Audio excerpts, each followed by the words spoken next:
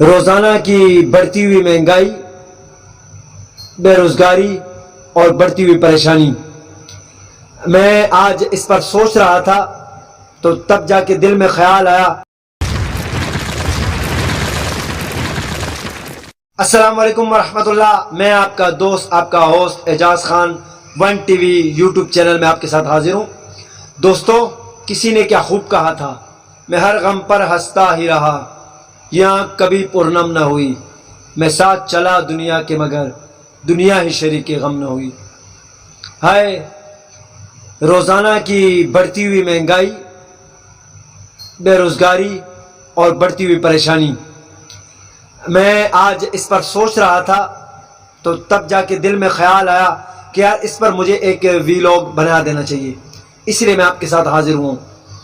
دوستو، میں الحمدللہ جس طرح ہم 1200 میرے گروپس کے اندر وہ لوگ ہیں جنہیں کے لیے ہم کوشش کرتے ہیں کہ ان کو نوکریاں گھر بیٹھے فراہم کریں، اور یہ کوشش اس لیے کہ یار مہنگائی کا دور ہے اور وہ کون سا وہ پیٹرول جلاتے ہوئے جائے گا، اور کوئی فیکٹریوں کے آگے گھومتا رہے گا، کوئی ڈیفنس میں نوکریوں کے لیے گھومتا رہے گا، کوئی کہاں نوکریوں کے لیے در بدر روڈوں پہ گھومتا رہے گا اور لوگوں کو بولے گا کہیں یار مجھے کام پہ لگا دو۔ اس کے مد نظر رکھتے ہوئے جو ہم نے واٹس ایپ گروپ بنایا کہ لوگوں کو آسانی ہو، گھر بیٹھے وہ صرف دیکھ لیا کرے، وائس آ جائے کرے، وہ چل رہا ہے الحمدللہ۔ وہ الحمدللہ نوکریاں بھی آ رہی ہیں، دنوں میں ہم نوکریاں بھی اس میں شیئر کر رہے ہیں، مگر اگر 6 گروپ ہیں، 1200 لوگ ہیں، جس میں سے ایک لاہور کا ہے، 5 کراچی کے ہیں، اور نوکری ایک ہے، اور 1200 میں سے کتنے بندے رابطہ کریں گے؟ مجھے پتا ہے، میں بعض دفعہ 2 گھنٹے 3 گھنٹے کی آپ سے شیئر کر رہا ہوں واٹس ایپ گروپوں کی وائس۔ اگر کوئی ایک نوکری شیئر کرتا ہوں گروپ کے اندر، مجھے 250 سے 300 وائسیں بھی آتی ہیں۔ آپ بولیں گے یہ کہیں لمبی لمبی چھوڑ رہا ہے، اللہ سر پہ گواہ ہے، میں ان کے ساتھ جڑا ہوں، میرے ان بھائیوں سے، مجھے پتا ہے کہ وہ کس تکلیف میں مبتلا ہیں۔ پہلے تو میں اپنے بھائیوں سے پہلے مخاطب ہو جاؤں جو میرے واٹس ایپ گروپوں کے اندر ہے، یا ایون پاکستان کے کسی بھی شہر سے مجھے اس وقت دیکھ رہے کہ ان کے پاس حل کیا ہے، جو بڑھتی ہوئی مہنگائی ہے وہ کیا کریں۔ وہ تو ظاہر سی بات ہے، وہ کہتے ہیں یار میں اس کا ایک ہی سلوشن ہے، میرے ہاتھ میں پیسے رکھو تو مجھے سلوشن نظر آتا ہے۔ اگر آپ مجھ سے دین کی بات کرو گے تو یار معذرت کے ساتھ میں اس وقت بھوک سے مر رہا ہوں، مجھ سے دین کی بات مت کرنا، وہ یہ کہیں گے۔ یہ سب سے بڑا مسئلہ ہے ہمارا، خدا آپ یقین کرے اس وقت مجھے اس سے بڑا مسئلہ نظر نہیں آ رہا ہے۔ ہم جس ڈگر پہ چل پڑے ہیں یہ بہت خطرناک ہے، اور یہ مزید آگے جا کے خطرناک ہونے والا ہے۔ میں اگر انبیاء علیہ الصلوۃ والسلام کی زندگی سے اٹھا کر آپ کو بتاؤں، یا کسی عالم سے جا کے پوچھ لیں، یا صحابہ کرام رضوان اللہ تعالی اجمعین کی زندگی، یا تابع تابعین کی زندگی آپ اٹھا کر دیکھیں، تو کیا وہ جس ڈگر پہ ہم چلے پڑے ہیں کیا وہ ایسی تھی؟ حکمرانوں کو تو سائڈ پہ کرنا، کبھی بولتے وہ چور، کبھی بولتے یہ ڈاکو، کبھی بولتے یہ یہودیوں کا ایجنٹ۔ سر اس کو تو دور رکھیں، ان حکمرانوں کو تو سائڈ پہ کریں، پہلے اپنی اور میری بات آپ کر لیتے ہیں۔ ہم کتنے مخلص ہیں پاکستان کے ساتھ، اپنی ذات کے ساتھ، عوام کے ساتھ۔ میرے اگر پڑوسی کے گھر میں تکلیف ہے مجھے کوئی فرق نہیں پڑتا، ہم یہ ایسے ہو گئے ہیں۔ میرے پڑوسی اگر مر رہا ہے بھوک سے مجھے کوئی فرق نہیں پڑتا، میرا بچہ اچھا کھائے۔ میں اپنے بچے کو روڈ پر لے کے جاتا ہوں تو جب بائک پہ لے کے جاتا ہوں، اس کو وہ جو کہتا ہے مہنگی سے مہنگی چیز دلوا کر لا کے آتا ہوں۔ وہاں جو ایک بچہ مجھ سے کھانے کے لیے کہہ رہا ہے کہ مجھے یہ چیز کھانے کے لیے لے کے دو، میں نے اسے لے کے نہیں دینا۔ میں پیسوں کی بات نہیں کر رہا ہوں کہ اس کو پیسے دو، اسے بھکاری بنا دو، میں بھکاری کی بات نہیں کر رہا ہوں کہ اسے بھکاری بنا دو، مگر وہ جو خریدنے والی چیز آپ اپنے بچے کے لیے خرید رہے، میں نے اس بچے کے لیے نہیں لینی، جو مجھ سے مانگ رہا ہے میں نے اس کے لیے نہیں لینی۔ ہم مر گئے اندر سے، اور پھر ہم روتے ہیں حکمرانوں کو، اس کی وجہ سے مہنگائی ہو گئی، اس کی وجہ سے مہنگائی ہو گئی۔ میری اپنی ذات کی وجہ سے بھی تو ہوئی ہے، میری بھی تو نافرمانیاں ہیں اللہ کی طرف۔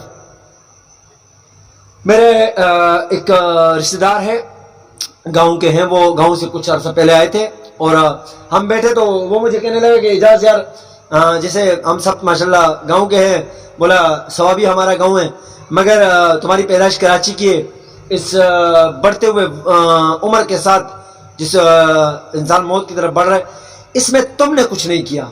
تو میں نے کہا ہو سکتا ہے یار ہو، واقعی یہ جو کہنا چاہ رہا ہو وہ میری غلطی کی وجہ سے چھوٹ گیا ہو، تو تو میں نے اسے کہا یار مجھے رائے دو، میں نے کیا نہیں کیا؟ بولا یار نہ تو تم نے کوئی شہرت کمائی، نہ کوئی پیسہ کمایا، نہ کوئی اس مقام پہ ہو جو بندہ بولے کہ یار اعجاز اس مقام پہ پیسہ کمایا، بڑا پیسہ کمایا۔ میں نے کہا سر وہ مقام کون سے ہیں؟ پہلے شروع میں اپنے آپ کو گلٹی فیل کر رہا تھا جب وہ بول رہا تھا، شروع میں جب بتایا نہیں تھا کہ وہ کون سا واقعہ سنانے والا ہے، کیا بات کرنے والا ہے، تو میں اپنے آپ کو اندر سے گلٹی فیل، میں نے کہا یار میں کس ڈگر پہ چل پڑا ہوں؟ تو مجھے کہنے لگا یار ایک کامیاب انسان کیا ہوتا ہے؟ جس کے پاس پیسہ ہوتا ہے، وہ تو تمہارے پاس ہے نہیں، تو تم اپنے آپ کو کامیاب کہہ سکتے ہو؟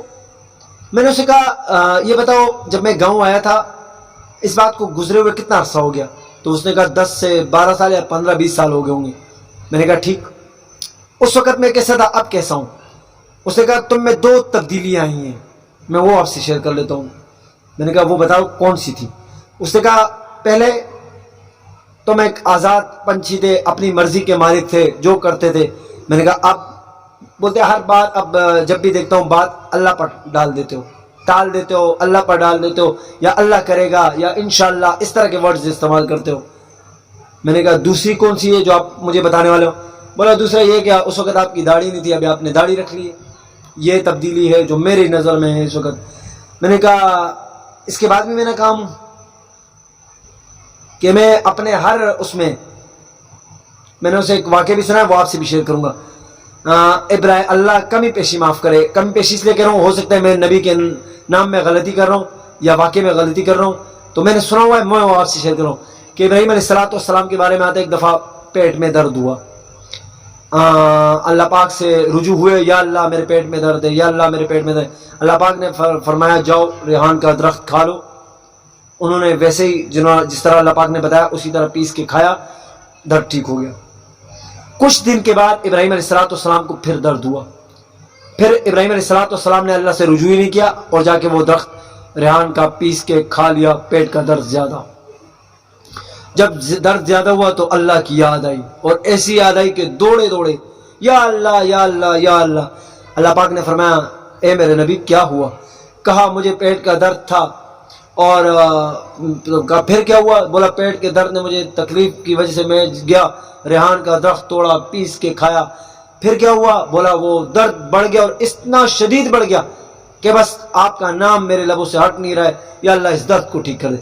اللہ پاک نے فرمایا ابراہیم تجھے شفا اس درخت میں نظر آئی؟ تجھے پتہ نہیں ہے کہ شفا تیرے رب کے قدرت میں ہے، اس درخت میں نہیں ہے؟